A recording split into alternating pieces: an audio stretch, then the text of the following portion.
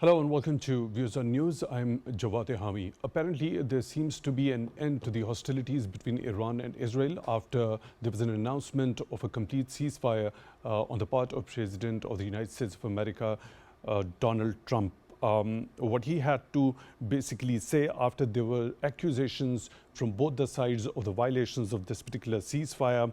Let me quote a couple of posts he made on the Truth Social account. Firstly, Israel is not going to attack Iran. All planes will turn around and head home. While doing a friendly plane wave to Iran, nobody will be hurt. The ceasefire is in effect. Thank you for your attention on this matter. Further, he said, Israel, do not drop those bombs. If you do it, is a major violation. Bring those pilots home now.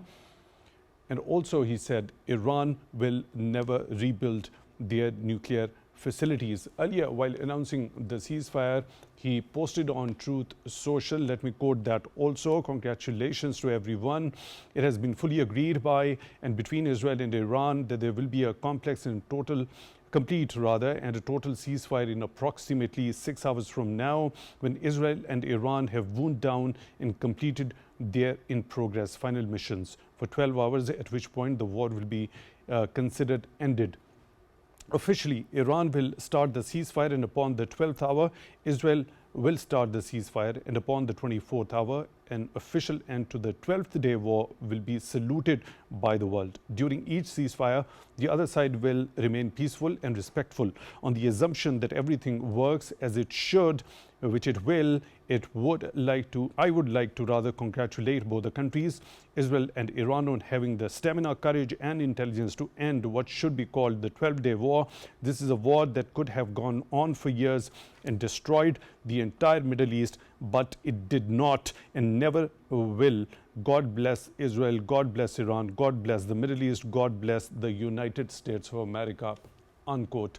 We're also seeing a statement coming from Israeli Prime Minister's office, which also said that Israel had agreed to the truce proposal announced by United States President Donald Trump overnight. Now, let me quote one excerpt from that statement also. In light of the achievements of the objectives of the operation and in full coordination with President Trump, Israel has agreed to the President's proposal for a bilateral ceasefire, unquote. We had also seen a statement coming from Iranian Foreign Minister Abbas Araghchi saying that Iran would halt its retaliatory attacks provided that the Israeli regime stops its illegal aggression against the Iranian people, unquote. We've also seen a statement coming from the head of the Iranian Atomic Energy Organization saying they are taking measures to continue the nuclear program. This important development and the various aspects related to it are up for discussion in today's show. For that, we are honored to be joined in the studio by Dr. Salma Malik, foreign affairs expert. Dr. Salma, thank you very much for your time, for being with us on the show tonight. Really appreciate that.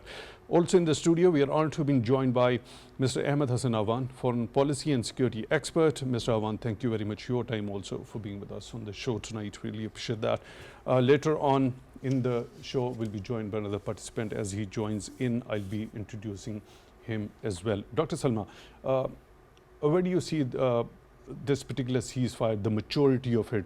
Both the sides, right after it was announced by President Trump, had started accusing each other. We see from the tone that the threat to each other is still there from those statements, that if that party goes to that extent, we are going to retaliate. Do you think this particular ceasefire after that announcement is holding, or the picture is something really different? Because as President Donald Trump had to really re-emphasize that Israel, do not drop those bombs. If you do, it is a major violation. It seems like a kind of a movie script with that OK Corral and the cowboys lassoing, runaway stuff and all. So it's a very fascinating way. I mean, like, you're talking about annihilating an entire region. Say if this thing had gone through and the Iranian nuclear assets would have been absolutely damaged, and the radioactive outfall and all of that stuff that goes with it. Although the weapon grade radioactivity usually remains localized, and it does not have the type of impact the way we had seen in accidents in Fukushima or other places. So there's a qualitative difference to that, but still the impact would have been very devastating. But this appears to be a very win-win situation for all three parties.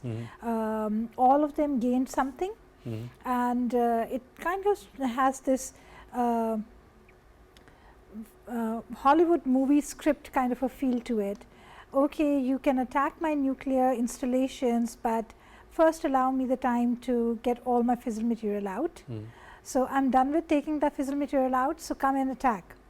So now that you have attacked, okay, I'm going to attack your installations, evacuate your people. Now that you have evacuated your people, here comes my bomb. So it's actually really funny. And that's it's the good one that side it's of a it. That's happy the one ending. side of it. That's the one side of it. What about the other side? The other side is they would that, have agreed to this particular whole thing Israel as well. wanted to finish away with Iran's nuclear weapon program, and that they have managed to do so. Even if it has been retarded, and even if the Iranian nuclear top brass is saying that we are going to go ahead and develop our nuclear weapons program, they would do that in years to come. From 2009, when they were supposed to actually have a nuclear weapon potential, to 2025, and now I think it's going to be something like 2040 or 2050 before once again Iran is in a comfortable position to do what they have to do. And obviously the US and Israel are going to keep on watching it. But at the same time, many of the factors that Israel was also calculating about Iran not being powerful enough proved to be untrue. The Iron Dome remained vincible, not invincible. It cracked, it creaked, it cracked, and it really developed strong fractures. Iran also ended up doing what it wanted to do. The Americans ended up doing what they wanted to do. So it's a win-win for all of these sides. And what did Americans exactly want to do? Or what did they take? Do away with the Iranian nuclear facility, but the regime change they wanted to bring about, that hasn't happened. So they'll sit and relax for a little while, but I think a half victory is good enough for them. So what about that? Already you mentioned that okay, come attack our nuclear facilities, but let's take our fissile material out of it and to displace that one to an undisclosed location. So given that particular thing in view, so those claims by the US president or the top officials of the US side, has Iran's nuclear program been obliterated? No, I don't think so. So how could it be again for the US if it is? Actually, at this point, there is no clarity about how much damage has been inflicted and taken by which side. The Iranians, the Americans, the Israelis, all are lying. They are underestimating or presenting a lower estimate of the damage they have incurred and over exaggerating the type of damage that they have inflicted on the adversary. So one really has to see as to what exactly is the situation. But this much that we know, that there have been reports from zero leakage to significant damage to the Iranian nuclear sites. So for this particular moment, the nuclear ambitions of Iran have been thwarted. And I think Trump was looking at this. He wanted to school Iran, he wanted to sanction Iran, wanted to stop them, and they have gained that. The Israelis, after facing the barrage of missiles coming from Iran, they also panicked, and with the bunker busters and all, America ended up fulfilling the dream that it wanted to do for the longest, do away with the Iranian nuclear weapons program for the time being, and also making Israel happy in the process. So both these things have happened. Iran, by saving its whatever fissile material that it had to, but you also need to understand that it was not weapons grade at this point. It was at 60% only. And for weapons grade, you need to have a much higher percentage. So it's going to remain stopped at that. They have also managed to damage the centrifuges and the enrichment facilities. So even if they have the fissile material, which IAEA in any case was monitoring, they can't do much about it until there is something more favorable for them in the international environment. Right. Mr. Awan, looking at this particular statement by Israeli Prime Minister's office in the light of the achievement of the objectives of the operation, how do you look at that? Do you think Israelis, whatever the objectives they set at the outset, I think they have achieved? Well, I mean, to begin with, I feel that the Israeli objective in this entire war was actually, the objective was to induce regime change in Tehran. The mere fact that they labeled the operation Rising Lion, which sort of highlights the old Iranian regime during the Shah of Iran, it sort of signifies that their objective was to actually gather domestic mobilization in face of this problem that we're facing, the crisis, the war, the sanctions, economic downturns, and obviously isolation that they were facing for the last 40-45 years.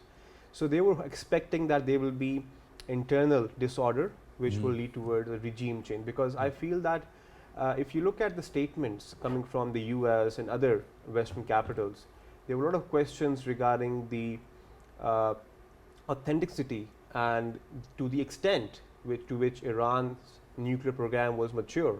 And even the DNI, the American Directorate of National Defense Intelligence, also argued that they did not have sufficient evidence to prove that Iran was close to making a nuclear bomb. So I think eventually what played out was rhetoric. Rhetoric which has been going on since 1990s. This has been a common feature of the playbook by the Western, used for Western interventions in the global South, and this was no different. But what this time around, what different was that it did not expect a response from Iran like they did. I mean, Iran in a way was able to hold its ground, was able to demonstrate that they do also have sufficient retaliatory capabilities, which But enabled. in terms of if we try to look back on during these 12 days of war, the damage and the destruction, to which side it has been inflicted? I think both sides have more as compared to I mean, both sides have been able to inflict damage to other side, but I think the loss of life has been more on the Iranian side. I think primarily the reason for being that is that Israel has bomb shelters already installed in their cities. They also have a very advanced technological system which allows them to bring in the air raid sirens prior to the damage or the moment when the missiles come near the Israeli airspace, which allows them to go into the bomb shelters. That is why the human casualty is much lower on the Israeli side as compared to the Iranian side. So when you talk of Iran standing its ground, so when we try to take a little bit of assessment regarding as to what sort of damage and destruction has been inflicted on the Israeli side after Iran resorted to those retaliatory measures, how do you calculate that? So see, to begin with, does that mean that that very defense system, Israel, that was so much talked about of being invincible, the reality of it has been... I think that's true. This myth of invincibility has been shattered in many ways. The reason for being is that if you recall the beginning of the war, I remember saying that the Israeli government said that this war will go on around the 30th of June. That is around the timeline the Israeli government gave for the emergency period. So which also signifies that their resources, their stockpile in terms of their Iron Dome, their David sling and other mechanisms that they have, their stockpiles were for 2 to 3 weeks. And the number of ballistic missiles that Iran has were far more greater. Even now today, I think more than 1,400 plus ballistic missiles still are with Iran, more than the defense systems that Israel has. So in that context, like I said, initially it was rhetoric, but eventually, if you look at the cost and benefit analysis, policy will always prevail. And this is why the ceasefire has become a reality. Right. For now, we are honored to be joined by another participant on the video, on the phone line rather. Dr. Ahmed Zaki is Middle East expert. Dr. Zaki, thank you very much for being with us on the show tonight. Really appreciate that. How do you think this particular ceasefire announced by President Donald Trump, there's been an accusation from either of the two sides, Iran and Israel, of the violation of it. Do you see this particular ceasefire at this particular moment being fragile, or do you expect it to hold? and continue as what President Donald Trump has stated in his post on Truth Social?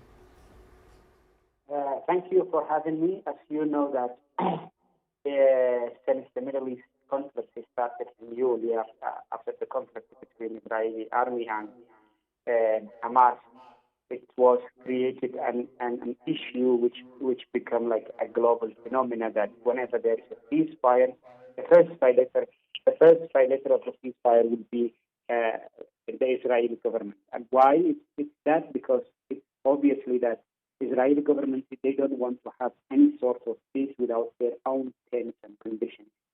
And interjection over here, I seek your pardon for the interjection over here. There seems to be a little bit of distortion. We'll try to reconnect with you. Dr. Salma, during this entire the course of our conversation during different programs, there were many experts who were of the view that it was Israel being successful in dragging the US in this particular war with those US strikes on 3 of Iran's nuclear facilities. So do you agree with that particular observation, or do you think Israel and the US were on the same line, on the same page as far as this particular phase of the conflict is concerned? I would subscribe to the second view. They were on the same page, and this was part of how they are going to go about doing this. So this was all a strategy that they had outlined. The US was reluctant for various reasons, but that did not mean that it was not kind of backing and supporting and allying with Israel, and Israel did not drag the US into this situation. You see, you have to see the pattern. There is this Brookings report of, I think, 2006 or something, which is being quoted much often in these 12 days, which talks about whether Iran should be engaged, the nuclear Iran should be engaged, or should it be given the same fate as the Iraqi nuclear weapons program in its infancy. Although Iran's case was a bit different, and Pakistan's case is very different. So all case studies are very, very different from each other. But the fact is that as to how should we treat it. And as part of that, Americans had really chalked out to the T as to what they really want to do in Iran. How do they plan plugging out the nuclear program? They are going to bomb them, what they are going to do, the scientists, their names, everything was all worked out. So it's not something that the Israelis managed to drag the US into. Here you have these negotiations taking place, and Israel no way is part of those negotiations. And suddenly when the negotiations suffer a snag, you have the Israelis coming in with all their band and everything, and they start bombing the hell out of Iran. And the Americans then say, oh, you didn't listen to us, what a shame. This is the fate that you have to face now. So technically the Israelis were sort of like the A team for Americans to do what they had to do. America has always been wary of entering into a physical conflict post-Vietnam, and more so after Afghanistan, and which have been very costly battles for America, and it was very difficult for America to come out of Afghanistan because entering a war is very easy, but coming out becomes very difficult. Okay, here's a very important point that needs your assessment also. When we talk about those strikes on the part of the United States of America on 3 key nuclear sites of Iran, at the same time, we saw that some of the top officials also issuing a warning that if Iran resorts to retaliatory measures, specifically towards the American interests in the region, that is going to be costly. Of course, the next attacks are going to be easier and far more lethal. We saw the retaliation happening towards an American interest in Qatar. And nothing happened. And there was those warnings didn't so turn out to be true. So after which we saw a ceasefire being announced by President Donald Trump. I don't think it was because America got scared that Iranians had attacked. Those bases were emptied out by that time. They had sufficient time to evacuate the people. And last night when the airspace was closed up, so many of the Pakistanis who are residing in Qatar, people were calling them and all, and they're like, we don't even know what is happening. Everything is perfect, everything is routine and normal. So was this retaliation different as far So as I that, think this was more of a token retaliation. It was the optics a lot more. The point that Mr. Awan was also pointing out towards the narrative building and the optics of the story as to how you want to sell this or package this to your particular target audience. So for the Iranians, attacking the US sites was very important because they had committed themselves to doing this. The Americans had to do the bunker busting because they had committed themselves to doing it, and it was long in the offing, so they had to do it. But at the end of the day, no one came out feeling less victorious. The Israelis are very happy that they have made Iran toothless. The Iranians are happy that we bombed the Americans and see nothing happen. They could not retaliate. So how every actor in this story is selling the merchandise to their particular audience is a fascinating read at this particular point. So, Dr. Salma, do you, when we try to compare this particular retaliation part of the Iranians and that particular retaliation towards the American interests they did after the assassination of General Qasem Soleimani, so how do you compare those two? This is, as per your understanding, was a token retaliation. That wasn't completely a token retaliation? No, that was not. That was not. That was something that Iranians really meant. I won't say that they didn't mean to strike this time either. They did mean to strike because they had already said that if their sites are damaged, then the retaliation would be on the American bases, and the American targets are kind of hostage to Iranian missiles, so they had to do this. But at the same time, when we look in the past as to how the Israeli and Iranian drones forming and the missile fires post Qasem Soleimani's death, that was something very serious, and that was something that also exposed to the world how strong or weak Iranian defense system is all about.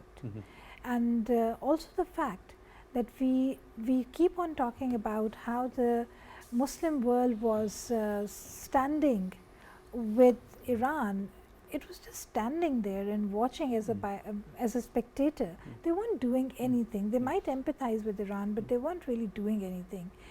And a plus was that there were certain Muslim countries which were actually helping Israel in intercepting Iranian missiles. Jordan did that at that time, and they were still doing it. So we really have to see that at the end of this particular situation, had Iran actually blocked the Strait of Hormuz, and then through Yemen they would have blocked Bab al-Mandab, how the Muslim countries would react, and that would have not been at all in favor of Iran. And I'm quite sure if the Islamic world was not issuing any statement, that wasn't because they lacked the right wordings. During Istanbul declaration, they issued a statement, so the condemnation of condemnation was that, that's it. No one was saying we are going to help Iran fight its war, because many of them were silently happy. So that what Iran about as a rival these Muslim mediation country efforts by is Qatar being, reaching a ceasefire? So they faced the bombing as well, but of course that bombing didn't happen on Qatar, it happened on the American side, so we have to distinguish between that. Qatar has over the years tried to distinguish itself as a strong country when it comes to mediation, and it tries to develop a very strong resume in that regard. So one has to see how well it evolves, but I really don't think that it was so much of Qatari mediation, but the very fact that the three principal actors in this picture were very clear as to what they wanted to do. There were two aims: regime change, and of course unplugging the nuclear and the nukes, if you would like to call them that. And they managed to do one thing. The other thing they haven't even been able to manage, but they have actually managed to, for the time being, taken care of the top strategic brass of Iran. So Iran has to do a bit of catching up. That buys the West a lot of time. One factor. The second factor is that the ceasefire has happened now. That doesn't mean that Israel or America would turn a blind eye towards Iran. The effort to have a regime change, the effort to further neutralize Iran's nuclear ambitions will continue. Right. Mr. Awan, We saw that statement by President Donald Trump. He gave 2 weeks time that he will be deciding within that particular span of time whether he is going to directly strike Iran or not. And there wasn't that much of a time that had lapsed that the US became part of it by striking the 3 key nuclear sites of Iran. And then first of all, your understanding, what prompted at that particular point in time US president to resort to those strikes on Iranian nuclear sites, despite having said earlier that he's giving 2 weeks time. And then this particular ceasefire, was it reached because, as per your understanding, because of that retaliatory measure in Qatar regarding the US interest by Iran? Well, I think to answer your first question regarding the bombing of the sites and the timing of that, because initially, like you said, he said that I'll be deciding in 2 weeks' time. See, 2 weeks' time in the 21st century is a lot of time. Given the war of narratives, narratives can change within hours, right? We saw that in the May standoff with India and Pakistan as well. Prior to that conflict, Indian narrative was pretty dominant over Pakistan narrative, but we saw that during that standoff how things turn around.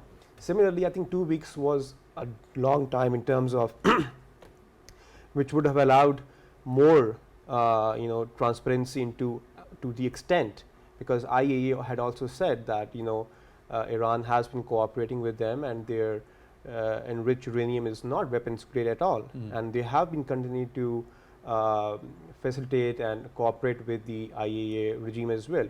On the other side, the Israeli regime, which is a non-signatory to the NPT, which is not cooperating with the IAEA, there is no facility that is under the watchdog of the IAEA. Hence, given that scenario, the media narrative was going against Israel, right?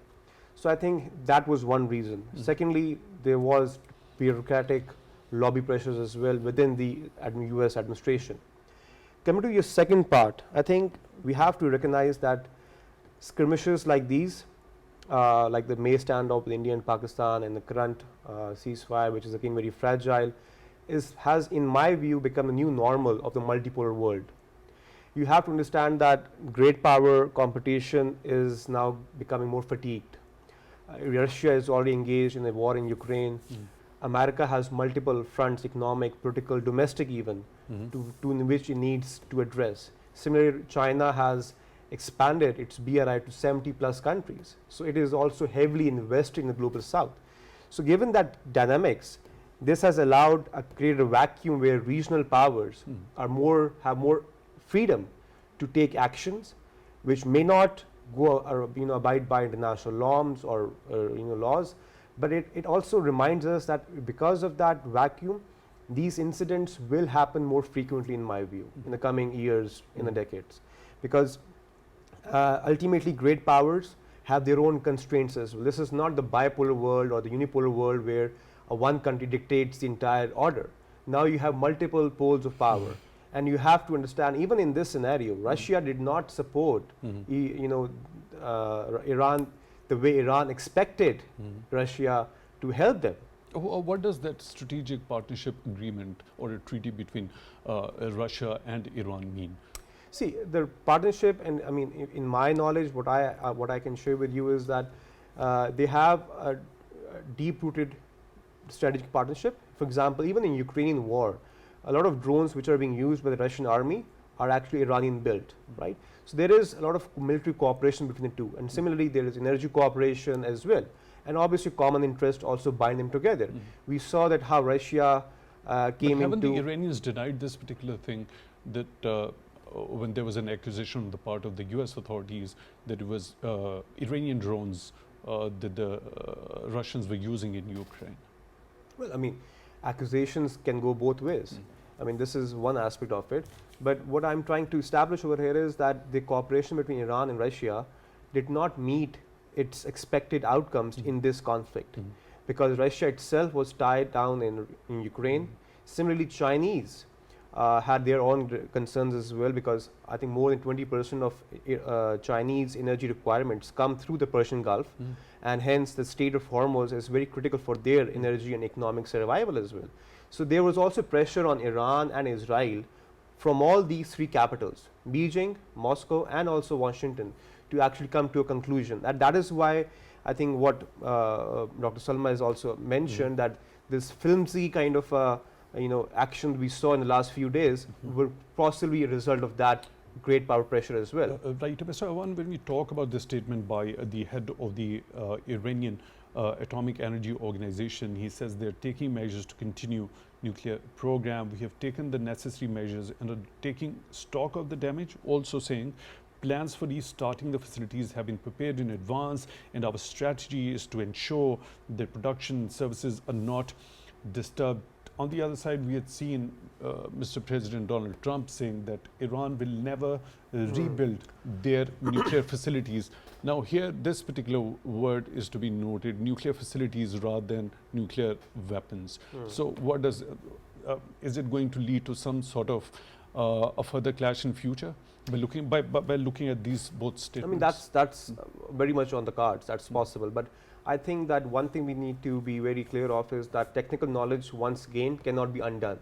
Once you know that how to go about making a nuclear facility and all the technicalities that come along with it, it's not you can delay it, but you cannot prevent the inevitable, right? So in that context, even there were reports coming out from the BBC and other international outlets that Iran was able to carry and transport its 400 kg fissile material into gas containers, which can be transported into 10 to 12, 15 trucks. So it's actually doable.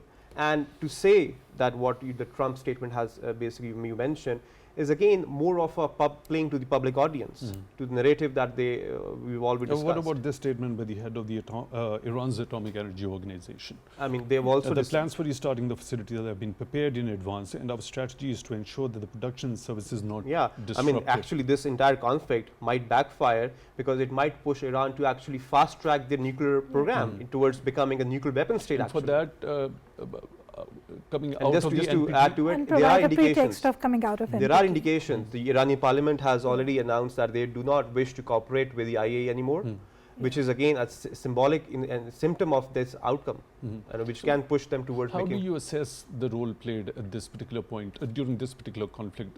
We saw those statements coming from IAEA chief also. He offered his good offices to resort to negotiations and also resolve the Iranian nuclear issue through dialogue. So how do you assess that, the role at this particular point? I feel that much of the IAEA and entire nuclear non-proliferation regime is being the victim of great power politics. So ultimately, law will not dictate what will happen in the future. It will be determined by whose political power will be able to dominate over the other. So you have Russia, you have China, who have been supporting the Iran nuclear deal.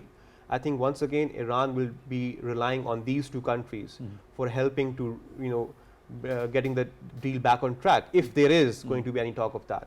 For now, in the coming few days and months, I think this discussion will be non-negotiable for now, because Iran right now has to also appease to its domestic audiences as well.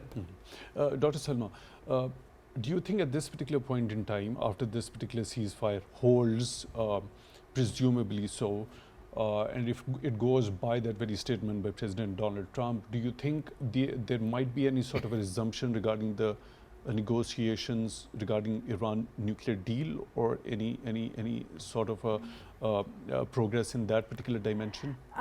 Trump's tweets sort of indicate that he's done with it. He's not going to negotiate.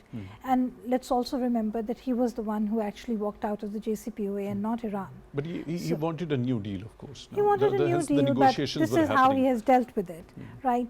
This is how Trump looks at things, and this is his moment of glory. 2 ceasefires within 40 days. Wow, I've saved the world. Now I really deserve the prize, right? So let's see how that pans out. This ceasefire is quite a bit different from the ceasefire he already mediated. I mean, that ceasefire was a very different case study story altogether. This is something different. Here, the US was very much party to the conflict. Here, the stakes were very different. So, I mean, on a lighter side, when we look at it, for Trump, he makes things oversimplified by saying that I'm the king of ceasefires. I go around declaring peace everywhere, and I strike my magic wand, and wow, there is flowers and beautiful stuff coming out from everywhere. World is not so oversimplistic. There are things, a lot of complications to that. Iran is also not a country which does not have resolve. Iran is one country which has, even if they don't have anything to eat, they won't even eat grass. They have the resolve. They are going to do it. Today they are going to stay quiet. Tomorrow they are going to resume what they have planned, and they will work on it. Perhaps not during Trump's regime, perhaps not during, let's see how things work out with Netanyahu. But one thing that we really need to refocus on is what is happening in Gaza. What has Israel actually done in Gaza in these 12 days? Because Gaza was totally off screen. Yes. So that is something that is going to be a very alarming situation. It is a humanitarian plight anyways, and people have been talking about the aid and the food and so many things not reaching Gaza. And the last that we heard was about that humanitarian aid shipment that was coming with Greta Thunberg and everyone part of that. But what has actually happened in Gaza in these 12 days is going to be a major cause of concern once the dust settles and people stop talking about the Iran-Israel thing. Well, at the same time, the Israeli opposition has also demanded a ceasefire in Gaza. Let me quote that. Also, the opposition leader Yair Lapid has said, and now Gaza, it's time to finish it there too, bring back the hostages and the war. I mean, the tone of this particular statement, does he actually want a ceasefire there? There was a ceasefire that was reached in Gaza, and there was also which was very much in favor of Israel. So do the Israelis or the opposition party actually empathize with the people of Gaza? That's a major question. For them, even this unequal ceasefire with Iran means a lot. If we actually look at it, Iran really got a bad beating. They were very resolute. They stood their ground and they did what they had to do as a result of that. So they don't look very embarrassed in the post-conflict situation. And the fact that the US cushioned the strikes coming from Iran, they even said 14 missiles came, 13 were destroyed. The 14th we let it happen because there was nothing to be destroyed on ground. So that kind of, lays bare as to how all of this had been orchestrated, the high drama. But the fact is, again, I go back to the fact that everyone comes out feeling good from this thing, that we have achieved something. Iran doesn't feel embarrassed either.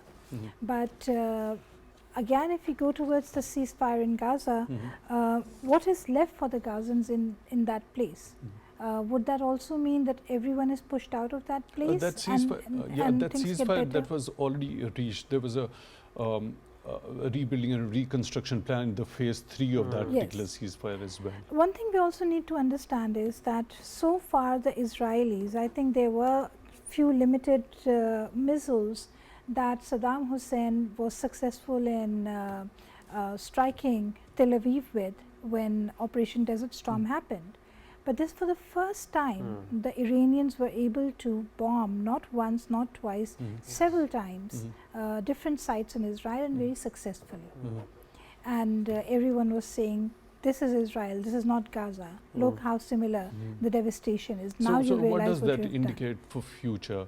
I mean, are there any lessons to be learned as far as the Westerns and Israeli perspective is concerned? One only hopes that do we expect any more this means the intensity Netanyahu of doesn't get another lease of life, but he will. One can only hope that he is voted out of power, but this will not happen. He will remain there. The Americans are going to support him and back him, but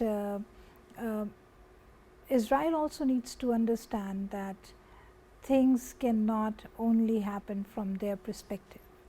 Mr. Awan, what's the future of Gaza, the ceasefire there, given this particular demand by the opposition of Israel as well? I think you mentioned the tone of the opposition leader. If you look at the tone of the opposition at the beginning of this conflict, it was very arrogant. And now, after 12 days, it has really softened down. It again reminds us that neither Israel is invincible in the face of war. This is one thing that we've learned from this conflict. and it has made, in many ways, Israelis a bit humbled in some context. So true. So in that context, I think that is why the opposition is also demanding a ceasefire in Gaza as well, because like Dr. Salma mentioned, that this entire episode that has taken place has once again distracted us from the genocide that is taking place in Gaza. And more than that, if you look at the broader picture, a regional picture, Trump made a visit to Middle East, visiting Saudi Arabia, UAE, and Qatar as well, and in a way overlooking Israel. This was actually, in a way, a foreign policy objective to actually bring back Iran into the equation, where because at that time the Gulf countries was also supporting a peace deal between the US and Iran over the nuclear program. But this event was actually a catalyst which again has ensured that the Gulf countries, Iran and US stay at arm's length where with do each you other. see the future of any sort of negotiations regarding the Iranian nuclear deal? I think, like is you said, President Trump still interested? yes, obviously he will be interested, because I think even his frustration today was visible when he was addressing media today, when the ceasefire violations were happening. So he said that he does want peace ceasefire, because ultimately there is a lot on stake right now. It's not just about Israel's objective, Iranian nuclear program. There is a global economy that has to be functional. There has to be other aspects of global US foreign policy vis-a-vis in Ukraine, China, and other aspects as well. So there is a lot on the Trump's agenda right now, and this was one aspect of it. Right, Dr. Salma, one last very important question as to the partnership between Russia and Iran. How do you assess it has been during this particular conflict, and what is the future of that, given there is a treaty between the two of the strategic partnership? Although there isn't a provision of a defense, mutual defense, True. mutual defense provision is there in that particular treaty. Absolutely, but as Ahmed had also earlier pointed out towards that thing, what Iran was expecting out of that mutual treaty, it didn't really work out that way. It's also because of the fact that Russia remains heavily invested and In defending its Ukrainian fiasco and how these things are working out. And I think the US and Israel would have actually welcomed Russia to get defocused and come to this area, and then with attention diverted, they could have made this thing into something different. But at the same time, major global powers, they acted with a lot of prudence into not entering a war and making it into something much bigger than for everyone to handle. And especially when we look at that particular statement by the Kremlin spokesperson Dmitry Peskov, that even the offer of mediation should be considered as support. Absolutely, absolutely, yeah. So Russia is trying to come out and look like the good actor in this, the good cop in this picture. China has done a lot of mediation efforts, and some of them very successfully. So these countries are trying to build their image, very different from Trump's USA, very provocative, very crass, very impulsive. They're trying to build an image of a deep, well-settled civilizations who think things through, and then they act upon it, and they're looking for peace rather than entering into conflict. Right, Dr. Salma Malik, Foreign Affairs expert, thank you very much for being with us on the show tonight. Really appreciate that. Mr. Ahmed Hassan Awan, Foreign Policy and Security expert, thank you very much for your time also for being with us on the show tonight. Really appreciate that. With that, we come to the end of today's episode. Till the next one, take good care of yourselves.